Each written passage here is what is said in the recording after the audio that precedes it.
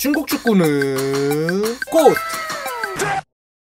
안녕하세요, 고스트입니다. 사람이 일을 하면 그에 대한 정당한 보상을 받는 게 당연한 이치인데요. 중국 리그는 여러가지 문제점들이 있지만 그 중에서도 재정 건전성만큼은 정말 최악이라고 불러도 손색 없을 정도입니다. 중국 축협의 조치에도 불구하고 아직까지도 재정적인 문제로 인해 선수들의 임금이 체불되는 경우가 허다해 보이네요. 산동 타이산 같은 경우에는 임금 체불로 인해 아시아 챔피언스 리그 출전권까지 박탈당했었죠.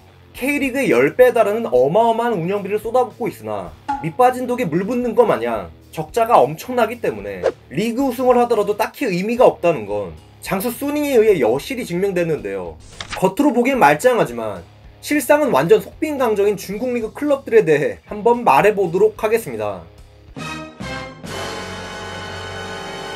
이번 시즌을 앞두고 공중분해된 리그 우승팀 장수 소닉만 하더라도 모기업의 재정 악화로 임금 체불 문제가 발생했고 결국 와카소와 산티니가 피파에 제소하기까지 했는데요. 이처럼 아무런 통지도 없이 팀이 날아가 버리면서 밀렸던 급여를 받지 못해 개빡친 외국인 선수들은 또 있습니다. 랴오닝 홍잉과 타이저우 유엔다에서 뛰었던 물레인가와 바시치 같은 경우에도 소속팀이 망하고 나서 입을 싹 닫고 말았는데요. 심지어 이들의 가짜 서명을 만들어 문서 위조를 통해 임금이 정상적으로 지급됐다고 중국 축협에 보고하기까지 했었죠. 이거 완전 범죄인데요? 후덜덜.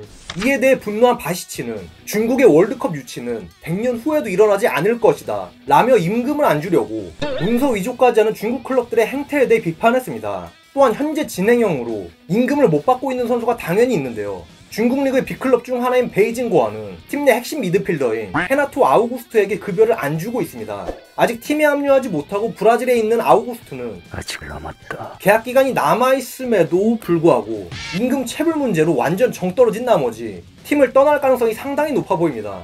그리고 이런 임금 체불 문제는 선수에게만 국한된 문제가 아닌데요. 충칭 리앙장의 장회룡 감독 같은 경우에는 요르디 크루이프의 뒤를 이어 지난 시즌 충칭 감독으로 부임했는데요.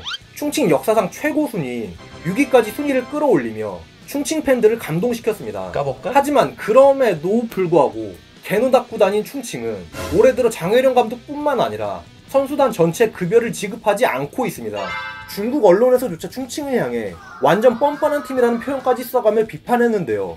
이런 식으로 가다간 지금껏 수도 없이 사라진 중국 리그의 클럽들처럼 공중분해될 가능성이 굉장히 높겠네요. 돈 보고 중국 갔다가 까딱 잘못하면 돈도 못 받고 쫓겨나는 수가 있어 양날 오고 양날의 검인 듯합니다. 자, 지금까지 중국 리그가 최악인 가장 큰 이유에 대해 한번 알아봤습니다. 재밌게 보셨다면 좋아요 한 번씩 부탁드립니다. 감사합니다.